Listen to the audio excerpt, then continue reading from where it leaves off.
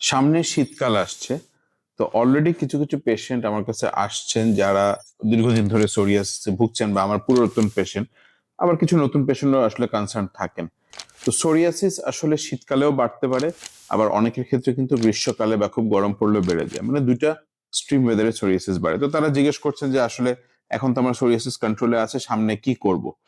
তো আসলে যাদের সোরিয়াসিস কন্ট্রোলে থাকে, বিশেষ করে যাদের আমরা ওরাল মেডিকেশন ছাড়াই কন্ট্রোলে রাখতে পারি, যেমন মেথোট্রেক্সেট বা ডিএমএআরডিএস গুলো ছাড়া, কিংবা দেখা যাচ্ছে অ্যাসিট্রিটিন ছাড়া যখন সোরিয়াসিসকে আমরা কন্ট্রোলে রাখতে পারি, তো সেই ক্ষেত্রে কিন্তু আমরা সাধারণত দেখা যায় যে মিড পোটেন অথবা পোটেন অথবা লো কোনো স্টেরয়েড দিয়ে তাদেরকে নিয়ন্ত্রণে রাখি। তো এই ক্ষেত্রে যখন সামনে শীতকাল, তাদের পেশেন্টদের মধ্যে একটা ভয় থাকে যে আমার কি সোরিয়াসিসটা বেড়ে যাবে কিনা, তাদের ক্ষেত্রে অ্যাডভাইস হচ্ছে যে দেখেন, শীতকালে তো আমাদের চামড়া শুকিয়ে যায়, কারণ বাতাসের আর্দ্রতা কমে যায়, জেরোসিস হয়।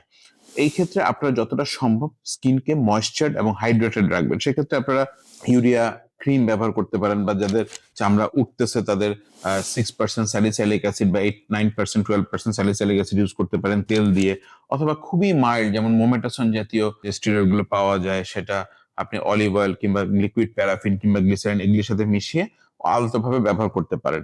আর ড্রাইনেস প্রিভেন্টের জন্য আপনি অলিভ অয়েল তেল ইউজ করতে পারেন, কিংবা দেখা যাচ্ছে যে ভেসলিনও যদি শুধু ইউজ করেন তাহলেও সেটা এনাফ।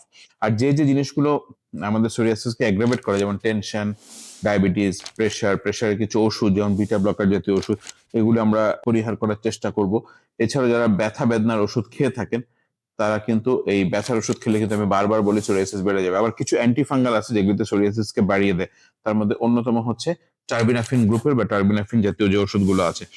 এই ধরনের জিনিসগুলো যদি আমরা অ্যাভয়েড করতে পারি, শীতকালের আগে স্কিনটা হাইড্রেটেড ময়েশ্চার রাখি, তাহলে দেখা যাচ্ছে এই শীতেও আপনার সোরিয়াসিস খুব বেড়ে যাবে না। হ্যাঁ, তবে শীতে কিন্তু অনেক সময় স্ক্যাল্প সোরিয়াসিসটা একটু বেড়ে যায়।